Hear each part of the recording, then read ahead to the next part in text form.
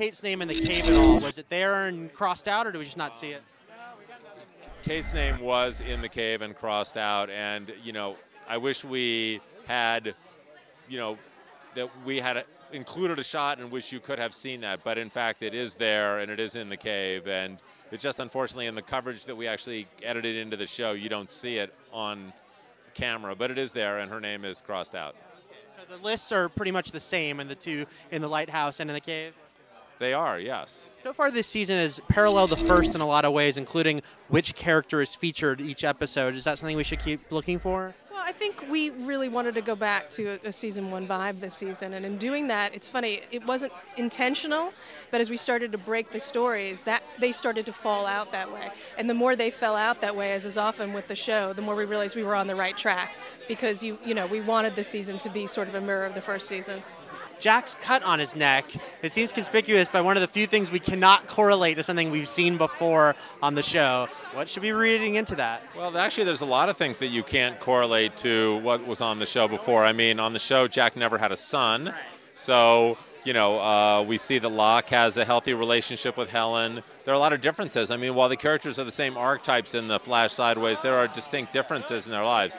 However, it's very smart of you to notice the cut on his neck, and obviously that's a clue that will eventually, you'll understand better when we understand how these two storylines will connect.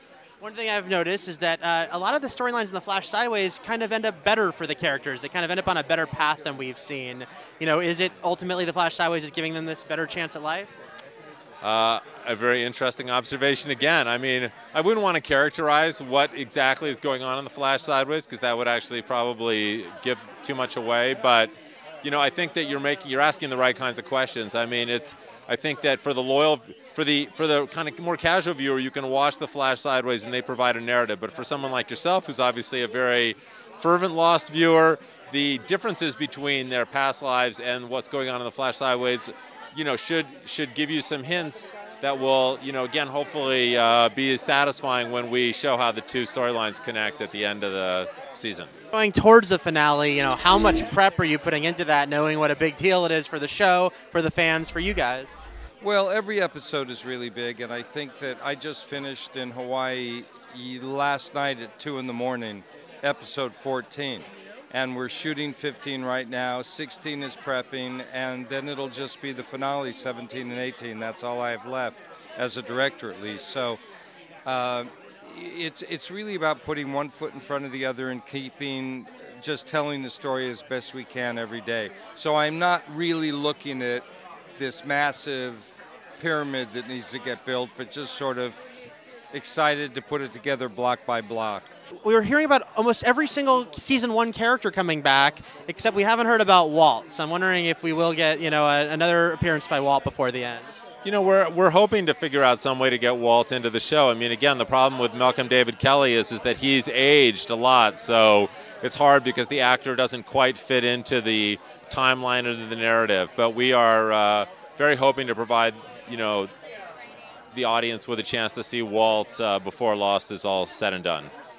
And we got a brief appearance by Desmond, but Desmond and Penny have become a very beloved part of the show. Will we be able to revisit them as a couple before the end? I think it would be hard to imagine that we would just have Desmond on the show and that you would never see Penny again. I mean, theirs is, in our view, sort of one of the epic romances of Lost, and we would probably be not doing a very good job as writers if we didn't give you some more Penny and Desmond. You are kind of having the last, episode about Jack, last episode about Kate. Does that make it even more important to sort of get what you want about those characters in there? Here's the thing, like with that kind of stuff, it's like it's less about like the last episode about Jack, the last episode about Kate. More like Eddie and I are very conscious when we're writing. We're like, oh, we're not going to be writing Hurley anymore in a few weeks. We're not going to be writing Jack anymore. Sawyer, like, this is, we're not going to be writing him anymore. So it's more about, like, less about the specific episodes than, like, as a whole. It's like, this is our last time to play with these amazing actors and these characters. Yeah, it's like a band, and, these are the last time you're going to get to sing these songs. You get to do a big reveal, like the fact that, the Man in Black is the smoke monster. Is that exciting for you, just knowing, oh, wait till the fans see this?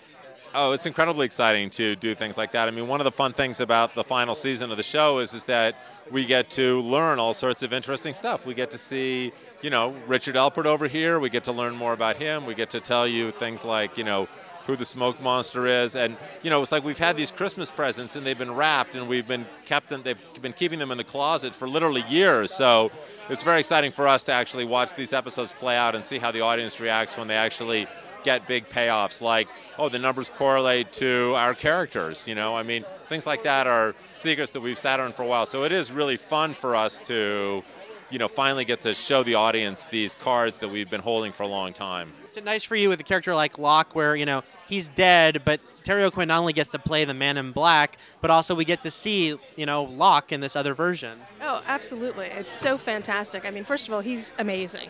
And he's playing two characters right now that with very subtle differences, and he's just incredible. I mean, watching his performance has been one of the joys of this season for all of us, because I think the audience in particular was bummed out when they thought Locke was dead. Now we have a chance to show him as Locke still, and also show him as this other character, which is completely new and exciting. And we've seen the people in The Flash Sideways seemingly have some echoes of their old lives, the lives on the island. Will the people on the island start to perhaps have similar, echoes or some awareness of the Flash Sideways universe? Again, a very good question, but if I were to answer that question, I would be horribly spoiling the show. So I can't, but it is a very good observation.